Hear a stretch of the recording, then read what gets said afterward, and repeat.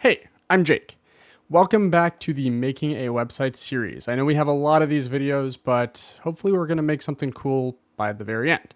And so far, I feel like what we have is pretty cool. So far, we have this website where we have a homepage with this weird AI generated photo of myself. We have a dashboard where you can log in and actually see stuff that is specific to you. And we store this stuff on a database. So we can say something like cool stuff.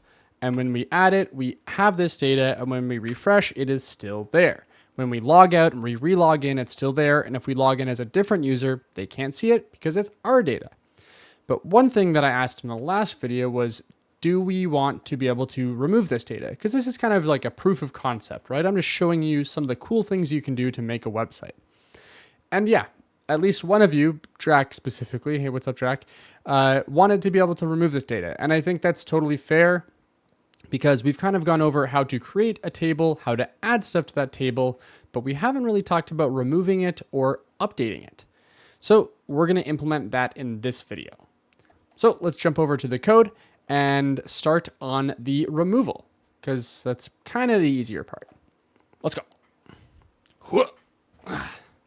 All right, so we are at the dashboard. I kind of got whiplash when I did that. We are at the dashboard. Craziness. Right here, we have this place where we show the data. So what we basically want to be able to do here, I'm going to add a little disclaimer here. The HTML we're going to add, it's not that pretty. And is it the best way to possibly do anything? No. I'm showing you proof of concept stuff to get like, production ready, amazing, cool code you want to show people. We can do that at some point if you really want. But this is just like, if you're making a website for yourself just to store some data or something like that, this is totally fine. So we're going to do that because otherwise it'll take way longer because it'll take like an hour and a half to go through the CSS and nobody probably wants that, right? If you do, let me know, but probably not. All right, let's go. So what we're going to need here is a button because in order to do anything with this data, we want to be able to call something. And in this case, we want to call a button. So I'm just going to go ahead and paste this in right here. And this is what we are now doing. So we're saying that there's going to be some data and there's going to be some, actually we want to change this to 1, which means we do need to jump over to the app.py, but I'll explain this in just a second. So before we were just getting the content of the data here, but now we also need the ID because we want to make sure we know which part of the data we actually want to update. And then we're adding this button, which is going to reference the ID. And then we have this onClick so that when the user clicks this, it's going to call a remove data function in JavaScript. And we have this little remove thing. So in order for this to work, we need to actually reference something because, well, this would just say undefined. If we go back to our page, you can see when you do this, there's nothing there because it's undefined. Not what we want. So we're going to go to the app.py. And when we get our dashboard, rather than just selecting content, we're going to do ID, content. And now we're going to get the content and the ID in that order. So now when we go back to our page and we refresh, we get cool stuff. And then we have remove button. Now, I'm going to open up the console or the inspector window for Chrome here, just so that we can look at a couple of things. Not strictly necessary. I just think it's really useful when you are doing anything on the web. So we're going to have that open, but we're going to go over to the dashboard again, and we need to call this remove data. Ooh, and I don't want to do that. Now, before I get ahead of myself, you might be asking, well, why not just do something with the form here? Why not just add another form, right? We've been using forms this whole time. Why not add something with a form and make it so that, the form is calling remove data and, that's kind of what's going on here.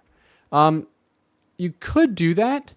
It's just, in my opinion, it's just not that clean because a form should be something that a user is looking at, like there's inputs. It's like, a login form or a registration form, or in this case, like a form to add new content. But if your form is just a button, it's it's kind of not exactly what a form's supposed to be used for. It can be used for that. It's just kind of like you would essentially need to like hide some parts of it to say which piece of data you want to delete, because you don't want to have like a form where it has this hard coded like data ID that the user sees. So it's just kind of a little bit messy. So the better way to do this typically is to make it do some kind of JavaScript call, which is why JavaScript is like the king of async stuff, for behind the scenes stuff, for dynamic stuff in the browser. So we're going to write some JavaScript in this video, or rather I'm going to paste some in and go over it. But it's really simple stuff. It's just slightly different syntax. But hey, you know what? If you're learning Python and JavaScript, you know like most of the stuff that's written in the world at this point, because they are hugely popular.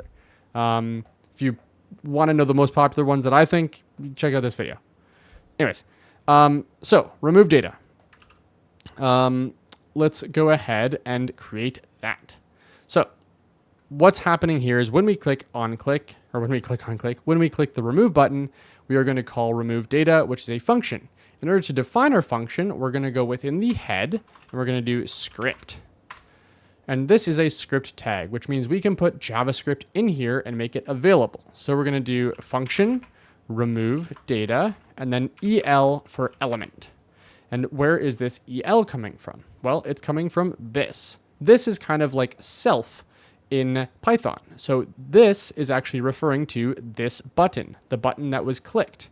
And why is that useful? Well, that's useful because we want to remove the data from this data, but this data has the ID that we want to remove.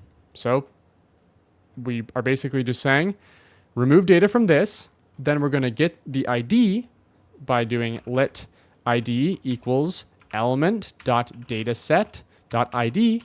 And now this is the ID that was being set here. And now all we need to do is call our server to actually remove that data. So just to kind of prove and kind of show you why the console is useful, we can do console.log ID. And that way, if we do this and we go back to our page and refresh, if we go ahead and click remove, we can see we get 3 because this is the third ID that we're removing. Pretty cool. So now that we have all of that power, we need to implement this here. So the rest of this remove data looks like this. Now, this might look like a lot, but it's really simple stuff. So what we're doing is we are fetching. Fetch is a common library or common function, I guess, that's available within browsers nowadays. Thank God. Back when I was doing stuff for the internet, I feel really old now saying that. It didn't exist, so thank goodness it's here. But we can do fetch where we're going to call remove data, kind of just like when we're doing add data for a form action.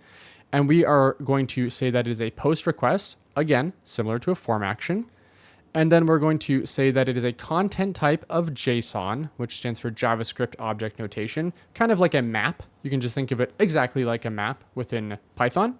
And then we are passing within the body of the request a JSON stringify of the ID. Now this is just saying an object that has the key of an ID. You could like do this if you want to, but you don't have to in JavaScript.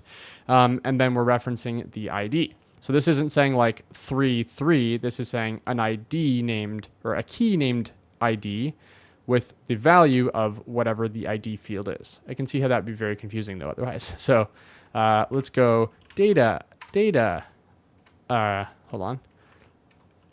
ID. Wow, that was hard to type out. All right, cool. So we have gone ahead and made that a little bit clearer because now it's obvious which ID we're talking about.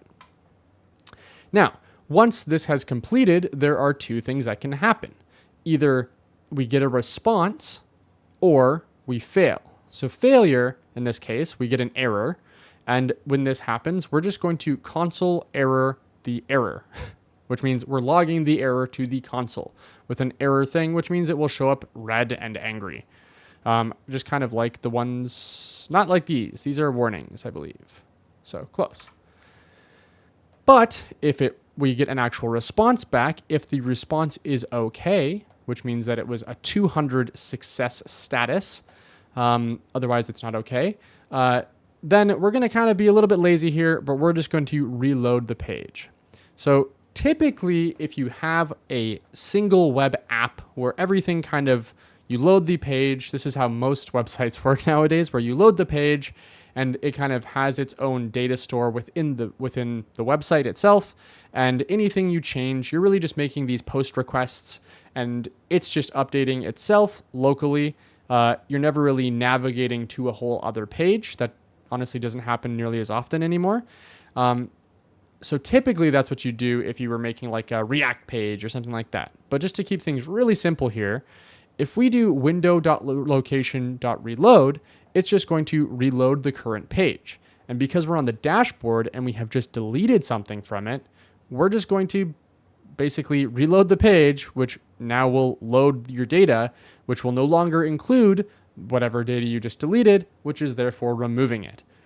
So it's kind of a little bit of a cheat way of doing it. And to be honest, there are absolutely some ways we can do this differently. Like instead of doing this, we could just do like element.parent node.delete. Delete, or is it delete? Delete element.parent node. I think that would do that as well, because it would basically look at the button here that was referenced, get the parent node, which is the list, and then it would delete this. So it would remove it from the page. But that's not really what we're going for here. So instead, we're just going to reload the page. Keep it simple. All right, so this should work from the HTML side. So we don't have this remove data yet. So let's go ahead and add that to app.py. All right, so this is the remove data function. So we have an app route for remove data with a post method. Login is required for this, and we have remove data as the function. Within here, we're going to, from the request.json, get the ID. So this is slightly different than the form where we were getting request.form. We're now doing request.json. That's because it's a application JSON type, and we are passing it as the ID. So we then get that ID, and then we're going to do two things here. The two things are very important, and please do them unless you want to break some stuff or have people be able to delete whatever they want. The first thing we're going to do is we are going to see if there exists some ID and content. The content, honestly, we don't really need to grab here, but we're just keeping it from data where the user ID is equal to the currently logged in user and the ID of the data is equal to the ID. And if we get that data, and I don't know, I hate that. Whoever likes to drag the code around. If we get that response and it's equal to 0 because we don't have any row that matches that within our database, we're just going to say that that success was false, and that's just going to, in this case, because we're returning something, it's actually going to just reload the page and nothing's going to happen. However, and actually I guess we should do connection.commit or close. There we go. That's better. Now, the reason we want to do this is because if the user decides to actually make it so that they make this request to remove data, but they specify a different ID, this is like hacker stuff, where they specify a different ID. Maybe I own IDs 1 and 2, and you own an ID at 3. Because when I make a new form of data, I see that I have 1, 2, and 4, so somebody needs to have a 3. 3 must exist. So what if I call remove data and I specify the ID as number 3? Well, we might just delete the data that corresponds with the ID of 3. But what if I don't own that data? Now I'm deleting your data, and that's bad. We don't want to support that. That's not good. So instead, we are going to make sure that the user owns that ID, and if they do, because we found that row, then we are going to go ahead and delete from the data where the user ID is equal to the user ID, and the ID of the data row is ID. And again, just to show you again here, this is the table we are acting on, where the ID is the primary key and the user ID also exists, which maps to the user's table. All right, that was a lot to say. Once we have done that, we are going to commit this connection and close the connection and then return just a map of success and true. Now, if we do this, it will all work. So if we go back here and we refresh, we have cool stuff, okay? And if we actually go ahead and look at cool stuff, we can see that cool stuff is here and the data ID is 3. Now, if we click remove, it will remove, refresh the page, and my data is no longer there. If I refresh, it is gone. If I add new data, test new data, and add it, we can see once again that, that now we have new data and this data ID is now 3. So you might say, why is the data ID the same? It's actually because we have removed the data. So the ID is now freed up to be used again. This isn't something that like you always necessarily want to do. So this is a way to remove data, a really simple way.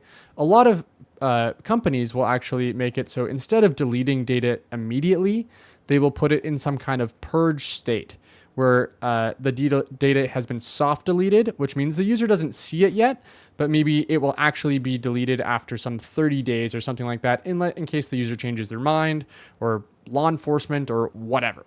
That's just something that's like kind of common across a lot of like big companies and stuff like that. All right, so we now have support to remove our data. Now let's make it so we can update it. All right, so to update our data, we're gonna actually add another button here. And again, this isn't the prettiest stuff ever, but it works. So we're going to add a button before our remove button, and it's just going to be called update. And it's going to almost be the exact same thing, except this time it's going to call update data, and it's also going to pass the data or the content as a string to the update data. Now, we don't have update data as a function yet, so let's make that. So function update data, and this is going to take in the element and the current content. Now we want to get the ID, so we just do the same thing as before, data set.id, and then we want to get the parent. Parent equals l.parent node. Now again, there's always a better way to do things, and this is kind of the bare basics with JavaScript. So if you wanted to do something or wanted to update something like this using like React or something more where components are used a lot more, you're probably not going to do it this way. But this is just a really simple way of doing it, and it works. So sorry, if it works, it works. We're just going to do it that way. All right. So all we're going to do basically is when the user clicks update data, we want to change this whole list item into a text box with the data that was already there in the text box and have a save button. So I know that's maybe a little weird, but trust me, it'll look okay. So in order to do that, we're going to simply set the parent's inner HTML to a text area. Maybe let's say columns equal 50 and rows equals, how many did we have it set to before here? 4. There we go. Okay, so we are setting the parent, which is the list item, and we're setting its inner HTML to this new HTML. So this new HTML is a text area with columns of 50 and rows of 4, so it's the same size as the other one. And the current content is going to be set within this text area, which means it's already prefixed and preset. Then we're creating a new button where it has a data ID, just like before, and we're setting this ID. And then an onClick where we're calling save updated data this. So we're going to add a new function called save updated data, and it's going to pass this so we can get the new data and we can go ahead and update it. So you might also notice that this is a different way to specify a string within JavaScript, where you can do the backtick, which is the button to the left of the 1. And if you do this backtick, it allows you to kind of have these like string replacement things using the $ and squiggle braces. So you can kind of put things within the string really easily. It's great. So let's go ahead and implement this save updated data where we're going to get the element. So first things first, we're going to get the ID again, dataset.id, and then we're going to get the new content. This is maybe a bit of a hacky way of doing this, but it's still going to work great. So we're first going to get the text area, which we're going to do by calling text area, and this is going to be the elements.parentNode.children 0. Because we know that we've defined exactly what this looks like, we know that we're going to basically get the buttons, which is element, parent, which is a list item, and then we're going to get its first child, which is the text area. I know it's a little hacky, but trust me, you'd be surprised how many websites are probably worse than this. Then we're going to get the content. So new content equals text area dot value. Pretty simple. So if we go ahead and print these things here, new content, let's see if this works. So we're going to go back here and refresh, and we're going to go to the console, and we're going to click update. Ta-da. This is updated. Now, ta-da. Ta-da. And I click save. Oh, and we're printing. What? Yeah, don't try and print in JavaScript. Today I learned that you can just call print with that. That's kind of actually interesting. Yeah, don't do it that way. Ta-da. Ta-da. Again, save. There we go. So we have the ID of 3 and test new data. Ta-dat. So stupid. All right. So once we have this here, we just need to do a simple other thing here where we're going to go ahead and do basically the exact same thing, but instead of calling remove data, we're going to call update data. And when we do this, we're going to set the data with the ID. I guess we should call this data ID again. And then the content to be content, new content. Very simple. Basically, everything is the exact same. So we're going to go ahead and save that. And then we need to go and add the update data post route. Let's do that. All right, so here is the update data. It is another post request with the app route. Login is still required. Update data function. We're grabbing the ID and the content again from the JSON. Again, these map to the object that we are passing right here. Then we are, just as before, making sure that that user has access. That's basically what we're doing here, that the user has access to the content they are trying to update. And then if they have access, I should add the connection.close here as well. Then we're going to go ahead and update it within the database. And in order to do that, we do update data, and then we're going to call set content equal to some placeholder where the user ID is some placeholder and ID is some placeholder. And we're simply putting content, current user.id and ID. And then we're going to commit that, close the connection, and return success. And again, within our thing here, if the response is okay, we are going to reload the page and be honky-dory. All right, so let's go ahead and refresh the page. New test data, heck yeah. And we click save, and now it says heck yeah. We refresh, still says heck yeah. And we are good to go. Our website now supports adding new data, updating new data, and removing new data. Doesn't look the prettiest, but hey, probably doesn't matter, right? If you really think it matters, please let me know, and I can spend maybe a video making some things look a little bit less terrible. But yeah, that's all for this video. I hope you enjoyed it.